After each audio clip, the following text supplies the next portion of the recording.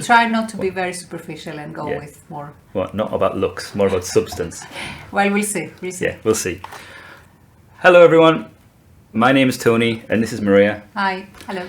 So today we're going to do a tier list of amino acids. So Maria, do you know what a tier list is? You've told me, but tell me again so I can remember. Okay, so we've got this list here, and this list is kind of grading something from A downwards, so A, B, C, D. Hopefully we won't really go below D today. All right. So we're going to grade amino acids on how good they are from A down to D, and if one is particularly good, it can be better than A up at an S. S for super. S for super. Excellent. Yeah, for special. Super special. Super special up at S. The rest of them we'll put where we are. The criteria we're using for this are completely arbitrary. Okay. So how useful it is, how common it is, does it do something special? Do we just like the name, the name of it, the look of it? Yeah. Do we like which letter is used as its one letter code? We'll try not to be very superficial and go with more. Well, not about looks, more about substance. Well, we'll see. We'll see. Yeah, we'll see. Okay, so we're going to go through them in alphabetical order based on their one letter codes. Right. We'll make this part 1 and then we'll make part 2 as well, so hopefully this video won't get too long. Yeah. Right, okay. So we're going to start with alanine. So I'm using TM Maker here, and I'll be showing some diagrams as well, and when I do, I'll show where they came from. A lot of the 3D structures I'm going to use come from a program called Sketchfab, a database of 3D models you can find online. Right, we'll start with alanine. Let's start with alanine. Okay, so here is alanine. So this is the 3-dimensional structure of alanine. Get the arrow up. Here we've got the acid part of the amino acid. Here we've got the amine part of the amino acid. And the bit that makes alanine different is this part, which is a methyl group. And just, I mean, maybe people know, but maybe some don't. Like the white balls there are all hydrogens. Yeah. And the dark gray ones are carbons.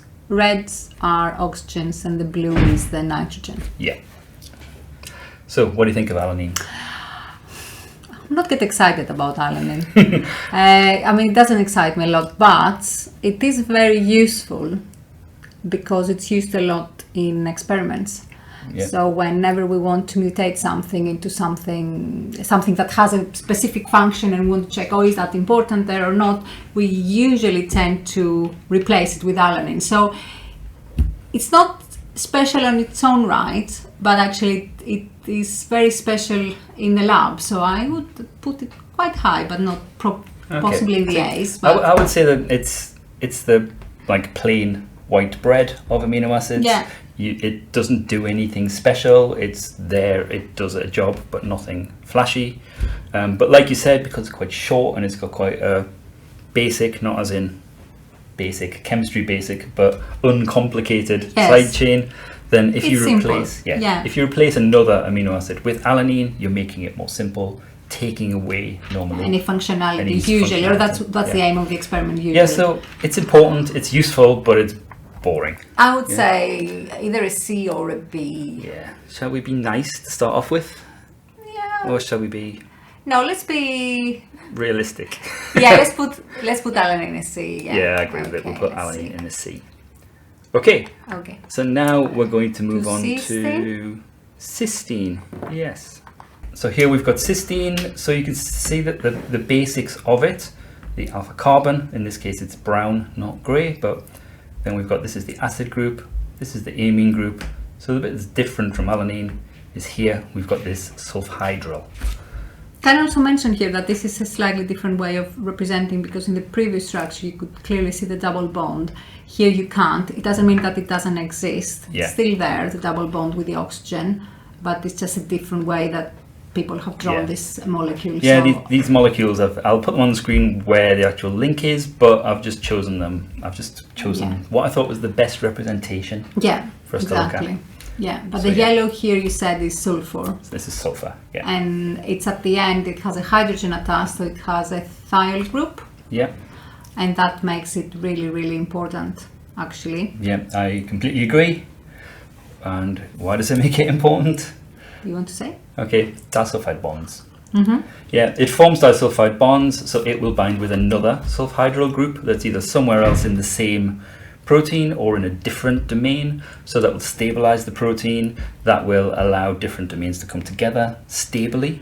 It's very important within a protein, but also it's equally important when proteins make complexes with other proteins. So we have quaternary structures where proteins could make dimers, for instance, or trimers or tetramers. Hugely important for functionality. Yeah, and up to kind of maybe 65% of proteins have a disulfide bond. So very important for stability of things like the immune system. All of the antibodies are held together by disulfide bonds. Yeah. Also in aerobic respiration, it's very important, cysteine in pyruvate dehydrogenase complex. Right. Again, we have a thiol group there that is very important. And not only, like, we're talking about all the things it does, but it's also important that it does something that no other amino acid does. So it is unique in its... It is. Also from an experimental point of view, because it's unique, it has this specific reactive molecule, this specific reactive atom that we can use to attach other labels to if we want, or if we want to attach our protein down to a gold surface, something like that, then we can use cysteine. Also, you can use because we have to say that the disulfide bonds are only made under oxidative conditions, so you can reduce the atmosphere around the protein, for instance, and see the effect, see how many of these will be broken. It can be evidence of how tight they are, where they are in the molecule as well, and how a protein might behave when it's broken to its monomers versus when it's in its full quaternary structure. So I would put it up in the S. I think it's got to be in the S. It's because it's unique. It has all these things that stabilize proteins. Without cysteine, proteins could not do a lot of what they do. So so cysteine's the first S tier that we have. So next we've got aspartic acid. So aspartic acid, even though there are two A's in the name, actually the single code is only D, isn't it? It is. It's D. And I don't know for definite, but I think it's mainly just because it was the next spare letter. Possibly, yeah. Because we've already come across we don't have a B, alanine. do we? There isn't a B. But this is what aspartic acid looks like. Again, this is a different structure, or at least it's been made by a different person, so it looks different. It looks almost like it's like a mirror of itself across the middle, but it's not quite. So this is the alpha carbon. I was getting mixed up. No, this is the alpha carbon in this case. So there's the double bond up to that oxygen. So this acid is because of the amino acid. There's the amino group, and it also has an acidic side chain group. What do you think of this one, Maria?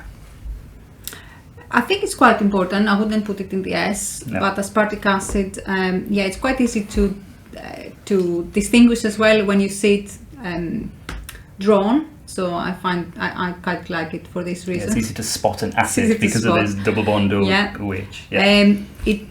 It's also important biologically as well. It makes salt bridges with other amino acids, basic amino acids.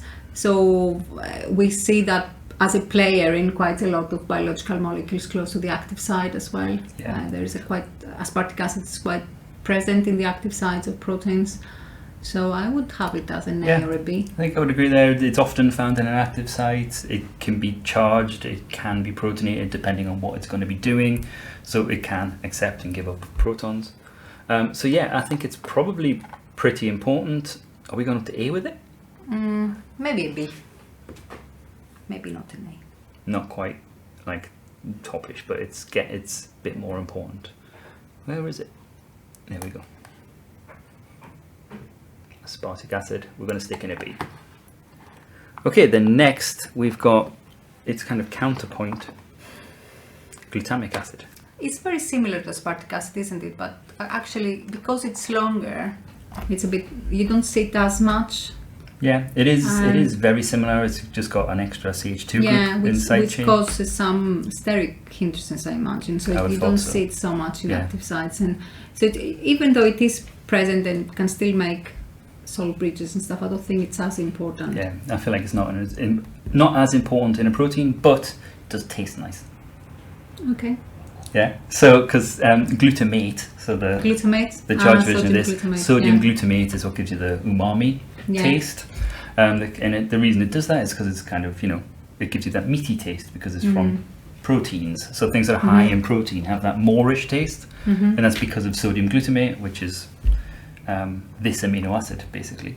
So it does have a kind of wider purpose. Yeah. That's not just to do with being part of a protein, but as part of a protein, I don't think it's as important as aspartic acid. No. So I would put it a bit lower than aspartic acid. So we put it a bit lower than aspartic. Let's put it down in a C. Right. And now we're going to move on to which one, Maria? We are going to phenylalanine next. Or otherwise, how do you say it, Tony? Phenylalanine? Okay. Yeah, you said fine. I just like to get Maria to say phenylalanine because I think it sounds good in her accent. So phenylalanine is the first of our aromatic amino acids.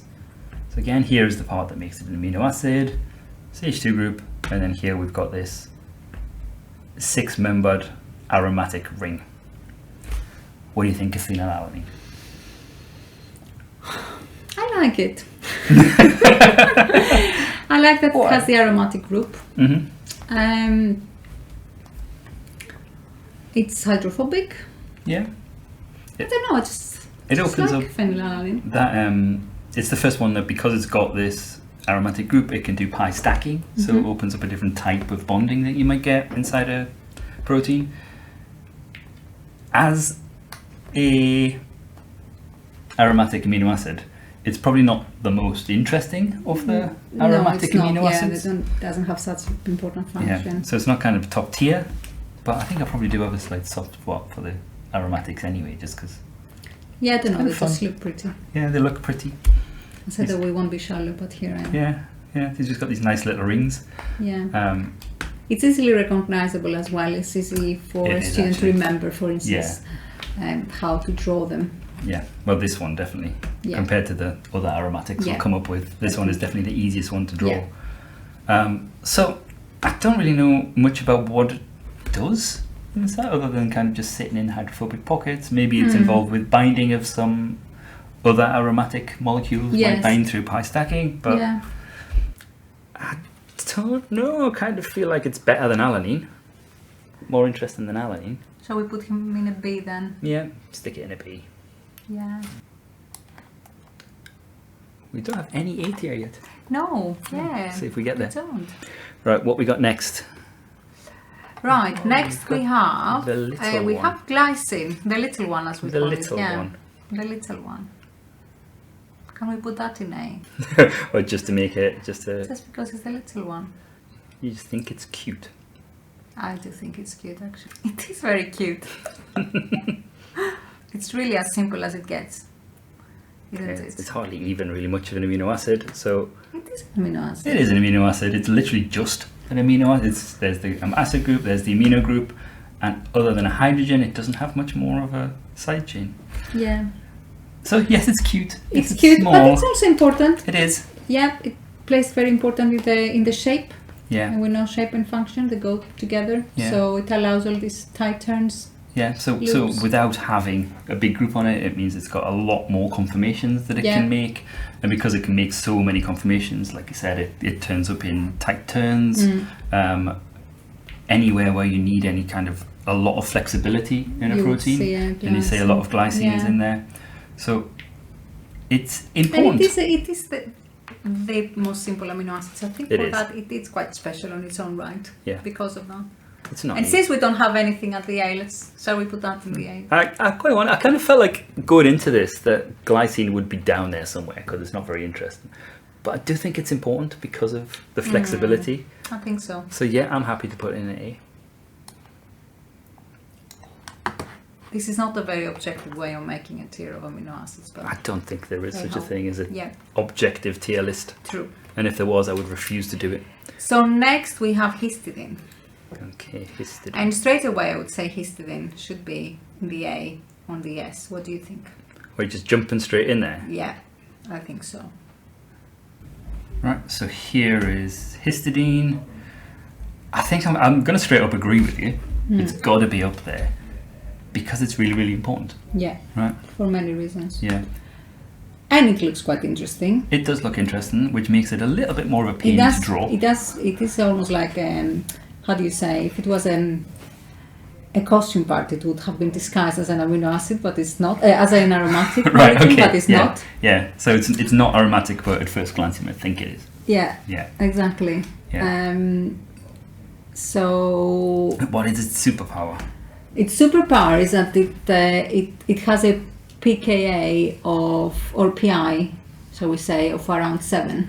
Yeah. Which is the only amino acid that has a pi Yes, it's close to basically the physiological pH. this nitrogen here can be protonated and deprotonated, and that happens near physiological pH, which means it's useful in the active site if you need something to donate a proton or accept a proton. It's very useful So there. again, it appears a lot in active sites. Yeah. It has the role of almost like a base acid catalysis. Yeah. It also kind of acts as a buffer to help homeostasis. Also, you find it a lot in the nucleus, in histones. Yeah. That's helping to support that negatively charged DNA. So, and there's no other amino acid can do this. No other amino acid can act like it's going to act. It's No going other to amino acid donate looks or like accept. it either. So Yeah. you could never mix up histidine with anything else. Yeah. And just for that, I would give it very high scores Yeah. because amino acids can be quite confusing to distinguish sometimes. Yeah. And this one is the only 5-membered ring. The single 5-membered ring. It's only one with nitrogens in its ring. Yeah, exactly. Yes. Yeah.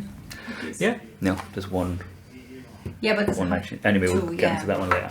Yeah. So it's S tier, right? definitely, yeah. To find it. There, histidine. Right, so histidine is our second S tier. And then what we got next on the list? And then we have isoleucine. Right, so isoleucine's next on the list, but because it's very similar to another one, Leucine. yeah, we should probably look at them together. Yes, Yeah. I think so. So they're isomers. So they're they have exactly the same number of atoms, carbons, hydrogens, nitrogens, oxygens. They're exactly the same, but their conformation is slightly different. Yeah. So the main difference here, it's hard to get them lined up on this, but you've got the kind of amino acid part here. Like this, there's the acid, there's the nitrogen. And then here, with this one's leucine. Leucine has kind of a longer chain. There's like a Y shape on the end. That splits at the end. Splits at the end. Whereas this one, isoleucine, splits after the first carbon. So it's just a slightly different shape.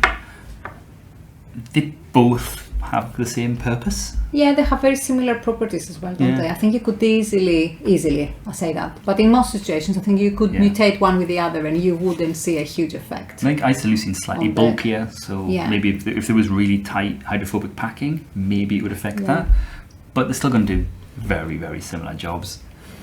They're not particularly interesting, they don't do anything other than be hydrophobic. I like the name isoleucine, but I think, I don't know why, don't ask me I why. think almost like if you're going to make one higher than the other, I'd make isoleucine higher just because it but sounds cooler. It seems unfair though, so I think we should put them together. Yeah, I think we should put them together. And very so similar. we have them in a C. C tier. We don't have anything in the D, We but don't have anything just in the because D we're tier. nice people. It's alright. Are they your least favourites? No, I don't want to say that. I'm interested to see what your least favourite's going to be now when we get there. No spoilers. Yeah, I don't know. So we're going to stick them in the C. Yeah. Okay. So there's one thing that is it isoleucine or leucine? Which one it is? Leucine's got the most codons. There's 6 different ways. 6 different codons for leucine. Okay. Whereas for most there's only 2. Right. 3. Oh, I didn't know that actually. Yeah. So for leucine there's more different ones, so there is more chance that if there was, a slight a wobble base, if that third position is different, you're still going to end up with a leucine. Does that make it more important though? I don't know, does it make it more important or does it make it less? Because you're still going to end up with a leucine. Or does it mean that it's Needed, so you have to make a leucine. I don't know. Honestly don't know. I would say, if you see it as evolutionary, for instance, with an evolutionary eyes on it, you would say that it's more important because if it's very, very important in nature, it has made more ways to make it. Don't know about that. Do you think we should give leucine slightly higher than isoleucine because of that? But then isoleucine's got the better name, Exactly. so that makes them equal again. Yeah, let's be completely superficial and put them down. Okay, right.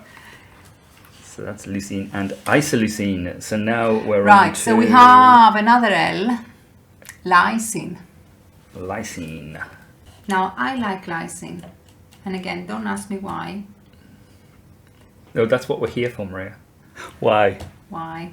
I think I Yeah, like it because I lysine. can remember it. You can remember what about it? I remember that it's basic. Mm-hmm. And I remember the name, that's K, Yeah. even though it's... Yeah, the one letter code being K. It's one of those where, even though it doesn't align at all with what it is, it isn't hard to remember just Yeah. because it's so different and so Yeah. special. So yeah, it's got the one letter code K. And basically, it's basic. You know, so you've got this. There's the amino acid part. You've got quite a long chain, but then on the end here, you've got a primary amine, and it's the only one with a primary amine. Yeah. So again, it's another one of those amino acids that's got a very specific, unique, like reactive group at the end there. Yeah. And no other amino acid. Others are charged and things, but none of them are Yeah. primary amines. I would put it as a... Would you put it as a pair with aspartic acid then? Lysine. Only with a slightly cooler name. Or Well, up with glycine. with what? aspartic acid. As a Aspartic pair. acid? Why would you pair it with aspartic acid? Because they Oh, could because- make an acid base Oh, yeah, they could. salt bridge. Yeah. Oh, so you think that could be like an important reason why? No, just whether we would put them together as a pair in the same tier. I don't think so. I think it's slightly more important. Okay. Because I think where aspartic acid is an acid and there is another acid available, whereas There is not another there is not another lysine, yeah. primary amine, and that can be used for experiments as well because you can you know the reactivity of the primary amine can be used to attach other things to the protein. True. Yeah, and like I said, I just like it. Okay. So I'm thinking A. Yeah, A. Lysine up at A. And then, actually that's it for part 1. We said that's the first 10 amino acids. Okay. How do we feel about what we've done? Are we happy with where we've got things here? I think so. It's funny because I would have thought starting that I would put alanine and glycine probably right at the bottom, but actually, I'm happy with what we Well, did. alanine we kind of have, and glycine we've talked our way up with that one. Yeah. Cysteine and histidine, I Yeah. think we're happy with that as being Yeah, S I tier, think so. definitely. So I think we're going to leave it there, and then we'll stop now, and we'll shoot another video later on where we'll finish this off with the second part of the tier list. So Perfect. thank you for watching. Thank you. Do you agree with what we've done so far? Do you not agree? And if you find any facts, just let us know. Let us know if there's anything we've missed, any reasons why we've discounted something or put something too high. Put something in the chat. Let us know directly. Thank you for watching.